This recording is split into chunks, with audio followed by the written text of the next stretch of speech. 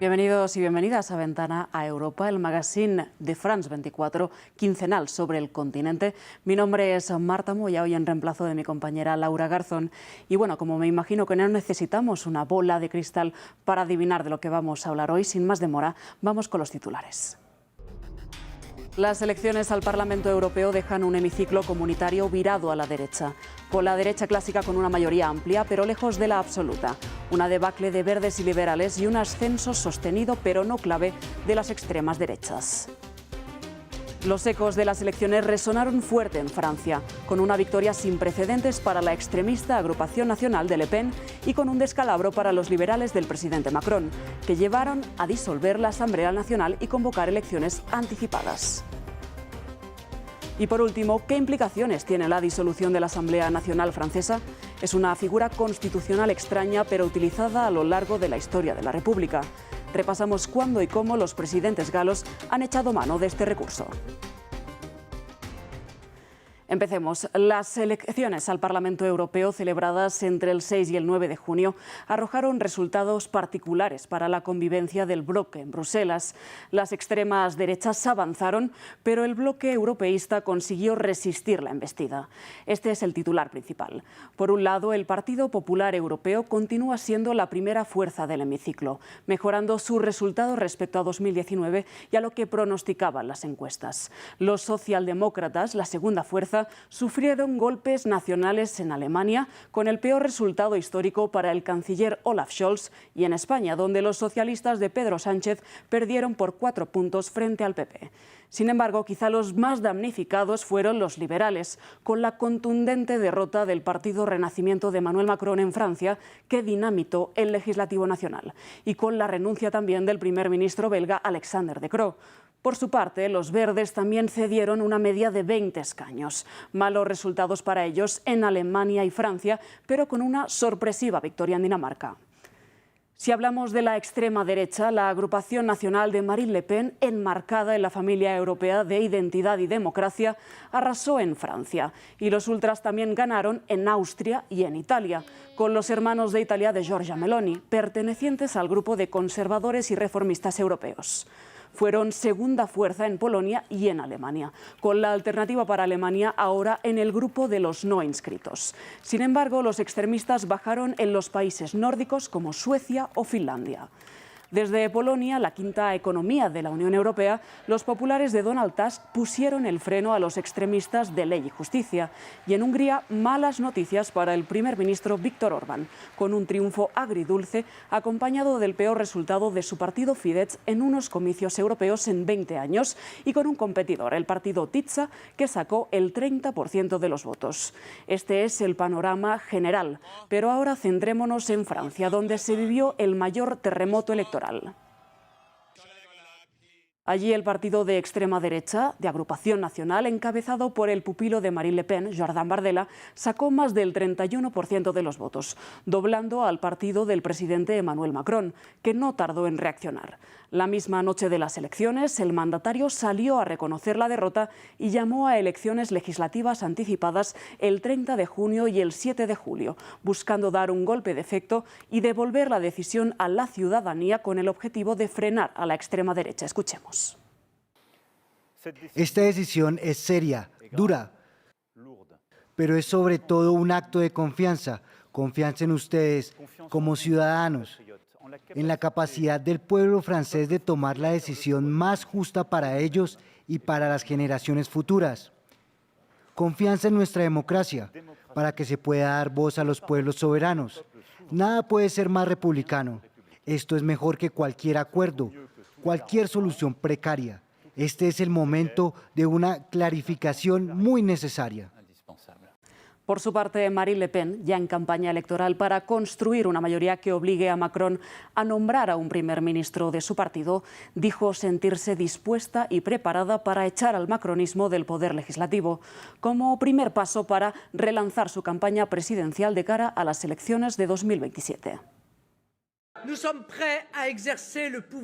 Estamos dispuestos a ejercer el poder si los franceses confían en nosotros durante estas futuras elecciones legislativas. Estamos dispuestos a reconstruir el país, dispuestos a defender los intereses de los franceses dispuestos a poner fin a la migración masiva, dispuestos a hacer del poder adquisitivo de los franceses una prioridad, dispuestos a iniciar la reindustrialización del país. En general, estamos listos para reconstruir el país, listos para revivir Francia.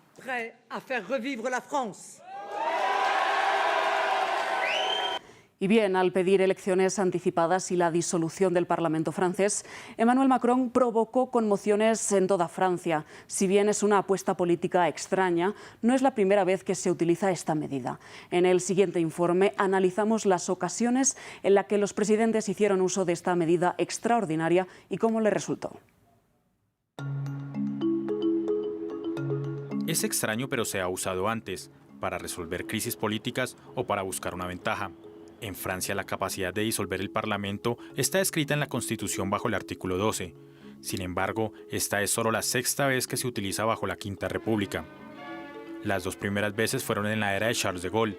En octubre de 1962, el primer ministro de Francia, Georges Pompidou, fue censurado por lo que de Gaulle convocó a elecciones generales anticipadas. Su partido ganó una mayoría absoluta, lo que reinstaló su legitimidad. 6 años más tarde, en respuesta al movimiento de protestas de mayo del 68, de Gaulle lo hizo de nuevo y pidió a los franceses que acudieran a las urnas. En esa oportunidad también obtuvo una mayoría absoluta. La siguiente vez ocurrió 13 años después, en 1981, y no fue una sorpresa. Como parte de su promesa de campaña, François Mitterrand convocó elecciones legislativas el día después de convertirse presidente. También dio resultado con una mayoría absoluta.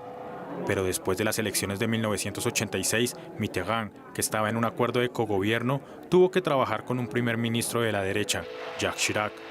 Harto, convocó elecciones anticipadas en 1988 tratando de romper la mayoría absoluta de los conservadores. Estos comicios anticipados solo funcionaron parcialmente, porque la izquierda quedó corta y no pudo controlar completamente el Parlamento. Quería obtener de ustedes los medios para implementar las políticas para las que me eligieron. Sin embargo, esta apuesta política no siempre ha sido un movimiento inteligente.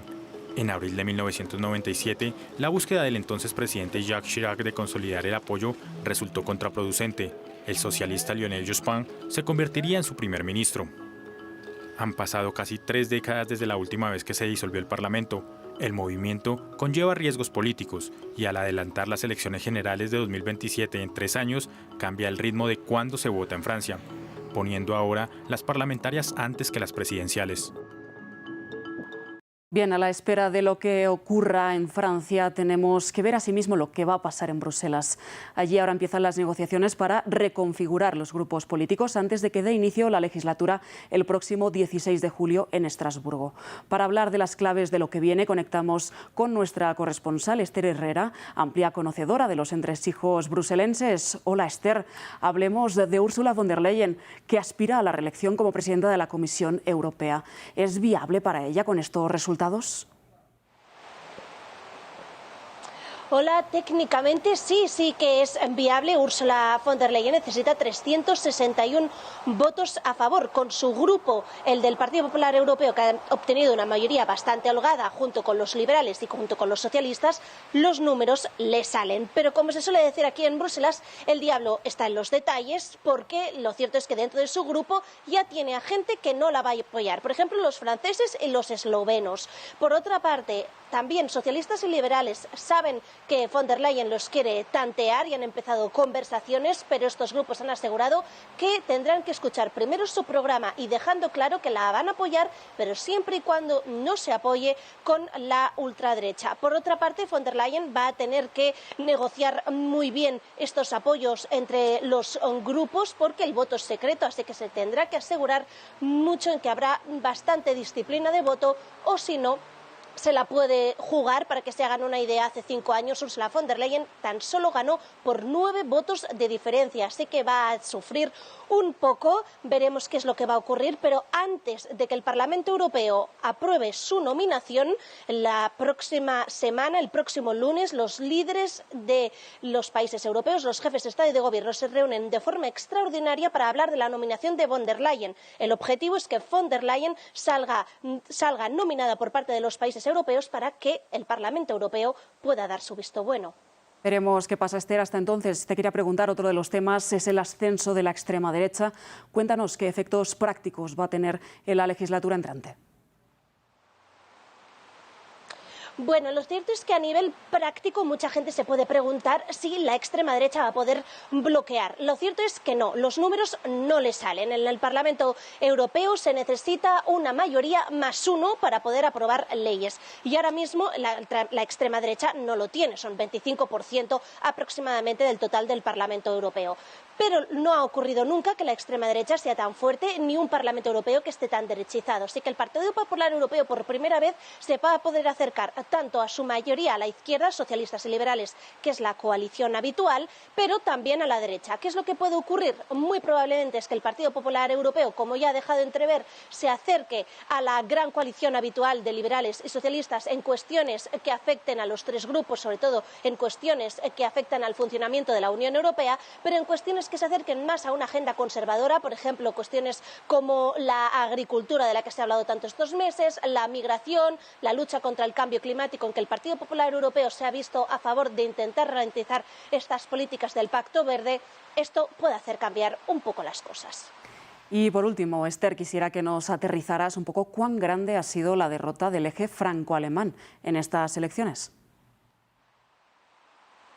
Lo cierto es que el eje franco-alemán se ha visto muy tocado. Tenemos a dos países, Francia y Alemania, en que la ultraderecha ha subido mucho en ambos, sobre todo en Francia. Esto afecta enormemente porque se suele decir aquí en Bruselas que cuando el eje franco-alemán avanza, la Unión Europea también lo hace. ¿Qué es lo que pasa? Que hay elecciones legislativas en Francia. Esto va a provocar que haya una ralentización de varios temas, por ejemplo, la lucha contra la crisis climática. También podemos ver que podrá afectar también en la inversión también en defensa, también esto va a poder afectar también en la ampliación, incluso cómo puede afectar esto en las negociaciones con Ucrania que se esperan que se puedan abrir próximamente. Las legislativas sin duda van a poder afectar en el avance de la Unión y también, por lo tanto, también Alemania, que va a celebrar elecciones el año que viene, a finales del año que viene, y por lo tanto grandes cuestiones que afectan al funcionamiento de la Unión Europea se van a ver afectadas justamente por este ascenso de la ultraderecha y por lo tanto también dentro del eje franco-alemán.